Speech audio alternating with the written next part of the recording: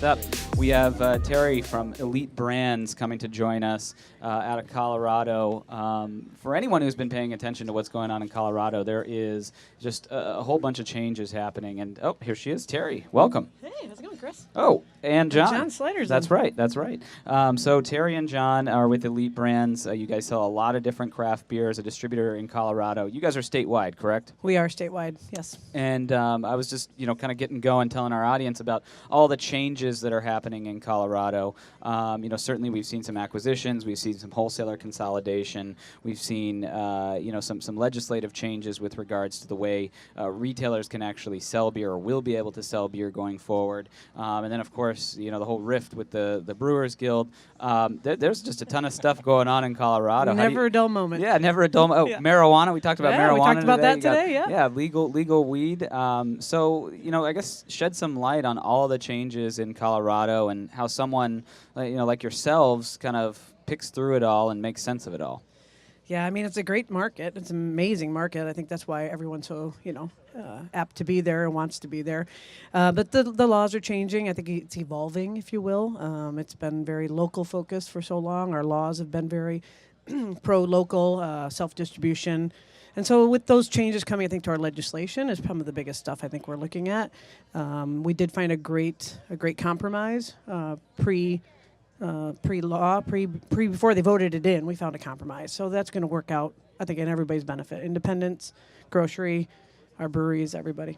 Yeah, and so for our viewers at home, it's basically, as I understand it, chains and grocers will be able to obtain up to 20 retail licenses over the next 20 years, correct? Yes, that is the overall vote of how they've pulled that together as a compromise. But it will ease in, and independents will be able to get more licenses as well. And so everybody will still have more access to marketplace. John, how is that going to change how you guys operate, going from, being a distributor that services, pretty much exclusively independent, retailers to now having to work with chains? How's it going to change how you guys do business? Well, it's the good thing is, I think the key here, and Terry said it as well, is it's gradual. So it's not going to be 300 new accounts immediately. So we'll be able to phase it in.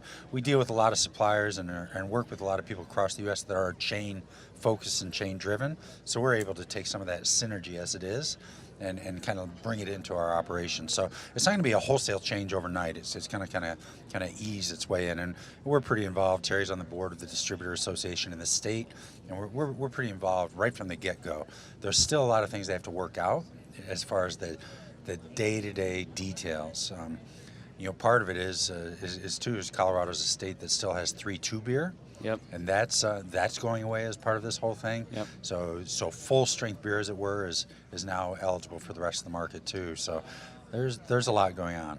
Yeah, certainly a lot going on, and we saw this with some of the other consolidation at the distributor level. Anheuser-Busch, that was, I guess, last year, and then this year, Breakthrough Beverage, kind of expanding their operations there. What kind of impact is that having on just access to market for some of the brands there, and from somebody who's independent and works with a lot of independent craft brands, how has it changed what you guys are doing?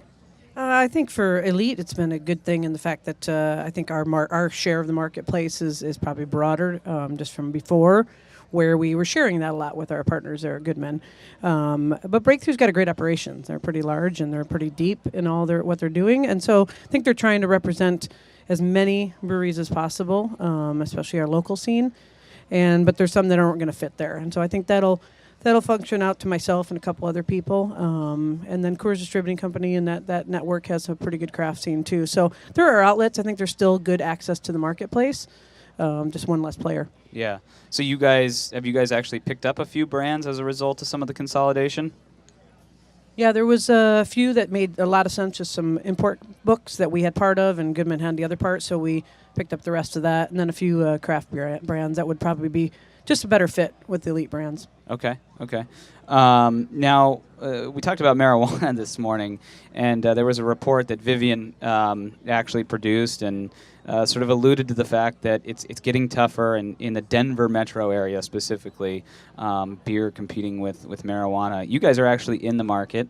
I don't know which side of the fence you guys fall on, if you guys are, complementing your alcohol use or not, or substituting. But how is that all playing out? How have you seen it play out over the last 2 years? Well, I think the data is still pretty new. Yep.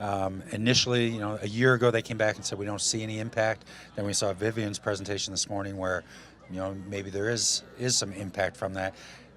And you roll that together with 340 breweries, expansion of tasting rooms, marijuana.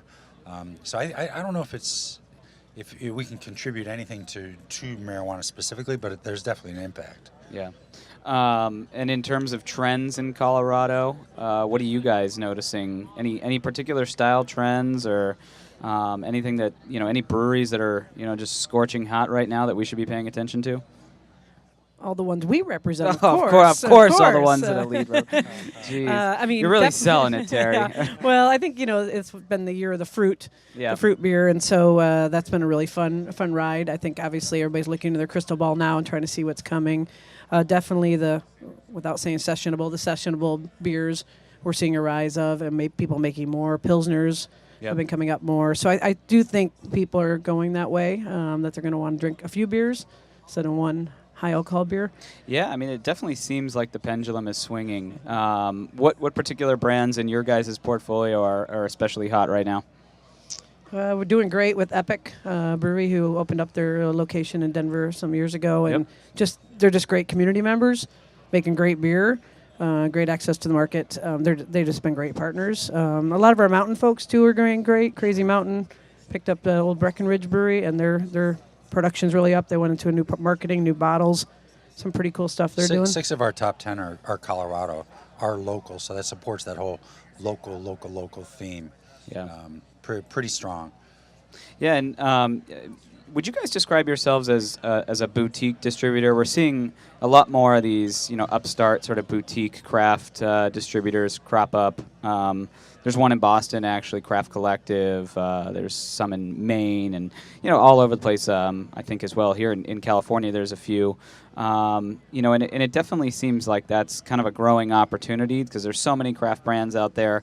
A lot of them aren't getting the mind share at some of the larger, at some of the larger wholesalers.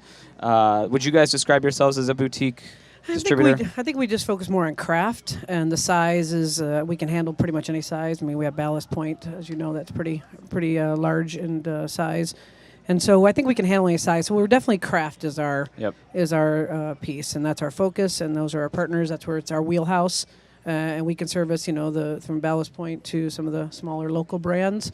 There's a couple other distributors in town who are doing a little more of the boutique. People that want to come in and won't have enough beer to build a full distribution model, but they can kind of service them a little better than we can. And that's like a Crooked Stave, and yeah. Yep. Or Tivoli started his own distribution company as well. Yeah. Wow. We heard this term come up a couple weeks ago too. Is independent craft brewers is maybe what's in the house or part of the focus, not entirely, but that whole definition is evolving from craft brewer to independent craft brewer. Yeah, and so it's actually sort of moving into the distribution space now where you have companies that are setting up specifically to focus on the independent craft brands is what you're saying?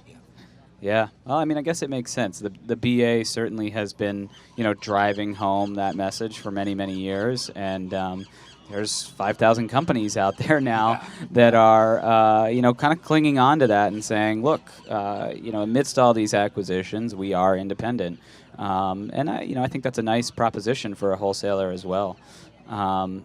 What's in terms of your portfolio makeup? You mentioned Ballast Point, but do you have a percentage on how many are truly independent versus maybe owned by a larger company now? All but Ballast are still independent. We had another purchase of one of our Belgian breweries recently, Bastilles. Okay. But that hasn't affected us in North America yet. But yeah, everybody else is independent. So do you expect any sort of changes with the Ballast portfolio now that Constellation is in full control and some of the Ballast guys are out now? Yeah, no, it's at this point it's business as normal, and we're doing a great job for them in Colorado. So till something's changing, we're happy to represent them, and they've been great partners, and we're happy to be in San Diego too. All right, we won't get you on the record this time about it. But You're so kind, Chris. I imagine Constellation is, looking at all their different partnerships around the country and trying to find out, if they can move the brand into an aligned house, because that would certainly make sense from a logistics standpoint for them. So, all right, final word for you guys. Are you guys staying in town tonight? We are. Okay. What are you guys going to drink tonight? Either at the Coronado party or after the Coronado party? Well, I was just going to say, I'm going to have some Coronado beers. Yeah. I'm already having one at lunch. And then afterwards, and tomorrow, we're going to go see some of our breweries. And we'll drink local. Okay. Definitely local. Well, that's going to be tough with like 120 breweries here now. So. Pretty safe answer. Yeah. Awesome, guys. Thanks, Chris. Thank you so much Good for to see you. joining. Cheers. Thank Thanks, you. Chris.